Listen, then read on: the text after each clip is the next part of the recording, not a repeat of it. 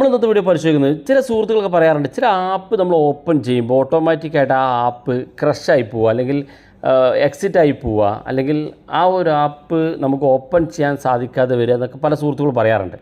ഈ പ്രശ്നം എങ്ങനെ പരിഹരിക്കുക എന്നുള്ളതാണ് നമ്മൾ ഇന്നത്തെ വീഡിയോ പരിശോധിക്കുന്നത്. വീഡിയോ അവസാനം വരെ കണ്ടു നോക്കുക, തീർച്ചയായിട്ടും ഉപകാരപ്പെടും. നിങ്ങളുടെ സുഹൃത്തുക്കൾ കൂടി ഈ വീഡിയോ ഷെയർ ചെയ്ത് കൊടുക്കുക. അപ്പോൾ അതിലത്തെ ആപ്പുകളുടെ പ്രധാനപ്പെട്ട പ്രശ്നം ഒന്നുകിൽ നമ്മുടെ സ്റ്റോറേജ് പ്രശ്നം ഉണ്ടാകും, അല്ലെങ്കിൽ ആ ഒരു ആപ്പിനകത്ത് എന്തെങ്കിലും ഒരു ബഗ് ഉണ്ടായിരിക്കും, അല്ലെങ്കിൽ ആ ഒരു ആപ്പ് അപ്ഡേറ്റ് ചെയ്യാനായിട്ടുണ്ടാവും. അതുകൊണ്ടാണ് ഇങ്ങനെ സംഭവിക്കുന്നത്. അപ്പോൾ അതെങ്ങനെ നമുക്ക് പരിഹരിക്കാൻ നോക്കാം. അപ്പോൾ അതിനുവേണ്ടി നമ്മൾ അത് ചെയ്യേണ്ടത്, നമ്മൾ ഏതെങ്കിലും ഒരു ആപ്പ് ഇത്തരത്തിൽ ഓപ്പൺ ചെയ്യുന്ന സമയത്ത് ഓപ്പൺ ചെയ്യാൻ സാധിക്കാതെ വരുന്നുണ്ടെങ്കിൽ നിങ്ങൾ ചെയ്യേണ്ടത് ആദ്യം നിങ്ങൾ പ്ലേ സ്റ്റോറിൽ പോവുക, ആ ഒരു ആപ്പ് ഒന്ന് അപ്ഡേറ്റ് ചെയ്ത് കൊടുക്കുക. അപ്ഡേറ്റ് ചെയ്തതിന് ശേഷം നിങ്ങൾ ഏത് ആപ്പാണെങ്കിലും ആ ആപ്പ് ഇതുപോലെ ഒന്ന് ലോങ് പ്രസ് ചെയ്ത് കൊടുക്കുക. അതിനുശേഷം ആപ്പ് ഇൻഫോ എന്നുള്ള ഭാഗത്ത് ക്ലിക്ക് ചെയ്യുക. ക്ലിക്ക് ചെയ്ത ശേഷം ഇവിടെ താഴെ കാണുന്ന ഭാഗത്ത് സ്റ്റോറേജ് ആൻഡ് യൂസേജ് എന്നുള്ള ഓപ്ഷൻ കാണും. അത് ക്ലിക്ക് ചെയ്യുക. ഇതിൻ്റെ ക്ലിയർ ഡാറ്റ ബട്ടൺ ക്ലിക്ക് ചെയ്ത് കൊടുക്കുക. ഓർക്കുക, മൊബൈൽ നമ്പർ പോലുള്ള ലോഗിൻ ചെയ്യുന്ന ആപ്പുകളാണെങ്കിൽ ലോഗിൻ നഷ്ടപ്പെടും, വീണ്ടും ലോഗിൻ ചെയ്ത് കൊടുത്താൽ മതി.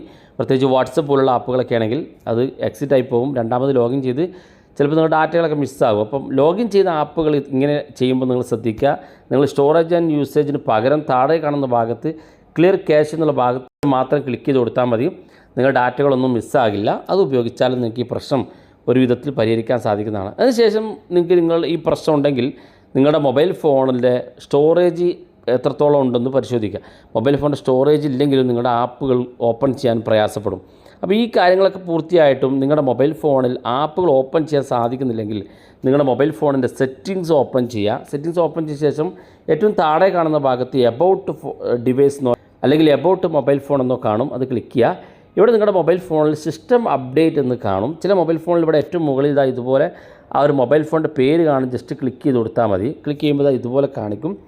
ഇത് ഏറ്റവും ലേറ്റസ്റ്റ് ആയിട്ട് ഇതിൻ്റെ സിസ്റ്റം അപ്ഡേറ്റ് വന്നിട്ടുണ്ടോ എന്ന് ചെക്ക് ചെയ്യുക. സിസ്റ്റം അപ്ഡേറ്റ് വന്നിട്ടുണ്ടെങ്കിൽ നിങ്ങളുടെ മൊബൈൽ ഫോണിൻ്റെ സിസ്റ്റം അപ്ഡേറ്റ് ചെയ്ത് ഒരു രക്ഷയുമില്ലാതെ നിങ്ങളുടെ മൊബൈൽ ഫോൺ ആപ്പ് വർക്ക് ചെയ്യുന്നില്ലെങ്കിൽ നിങ്ങൾ ആ ഒരു ആപ്പിൻ്റെ പുതിയൊരു അപ്ഡേറ്റ് വരുന്നവരെ കാത്തിരിക്കുക. കാരണം പഴയ അപ്ഡേറ്റ് നിങ്ങളുടെ മൊബൈൽ ഫോൺ സപ്പോർട്ട് ചെയ്യാത്തതുകൊണ്ടായിരിക്കും. അപ്പോൾ ഇത്രയും കാര്യങ്ങളൊക്കെ നിങ്ങൾ ചെക്ക് ചെയ്ത് നോക്കുക. ആപ്പുകൾ വർക്ക് ചെയ്യുന്നില്ലെങ്കിൽ വീഡിയോ ഇഷ്ടപ്പെട്ടെങ്കിൽ നിങ്ങളുടെ സുഹൃത്തുക്കൾക്ക് മറക്കാതെ ഷെയർ ചെയ്ത് കൊടുക്കുക. ഇതുപോലുള്ള വ്യത്യസ്തമായ അറിവുകളുമായി നമുക്ക് അടുത്ത വീഡിയോയിൽ കാണാം.